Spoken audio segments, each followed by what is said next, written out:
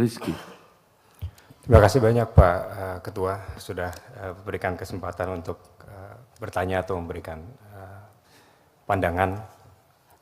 Tadinya saya nggak mau nanya tapi saya cukup tergugah tadi Pak sama statement awal dari Pak Panglima, para kepala staf yang tadi menyampaikan, dan saya apresiasi betul sebagai latar belakang pemikiran tadi yang disampaikan di slide 3 Pak Panglima, bahwa revisi Undang-Undang TNI ini dilaksanakan dengan prinsip dasar supremasi sipil.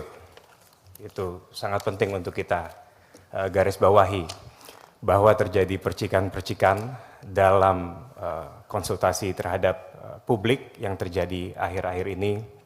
Saya rasa itu patut dan harus kita address dengan gaya dan cara yang kolaboratif, bukan justru terkesan kubu-kubuan. Dan saya apresiasi betul langkah yang dilaksanakan oleh Bapak Panglima dan para perwira tinggi di TNI.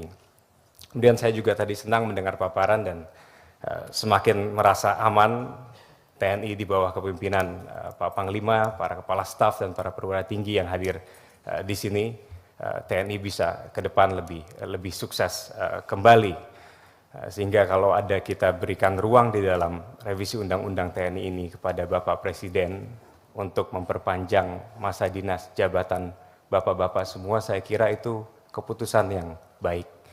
Kita nggak mau mengulang kesalahan-kesalahan sebelumnya, di mana jika Presiden memerlukan adanya konsistensi dalam kebijakan, konsistensi dalam kesinambungan, justru tidak diberikan ruang untuk bisa memperpanjang dan melanggengkan apa yang menjadi kepentingan negara. Tentu kita harus bisa pastikan ini semua berjalan dalam koridor hukum yang tepat.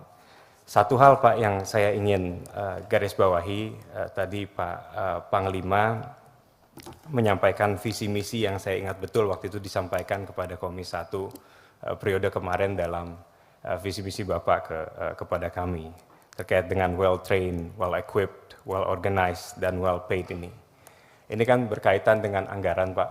Tadi juga Pak TBH sudah memberikan kisi-kisi, insya Allah kita dorong ke depan, kita dukung ke depan adanya peningkatan anggaran untuk pertahanan kita. Hanya yang saya ingin berikan masukan Pak, dalam revisi ini pandangan saya kita justru harus memastikan bahwa dalam sistem perencanaan anggaran TNI ke depan, itu bisa benar-benar kita pastikan bersifat bottom up, bukan justru bersifat top down.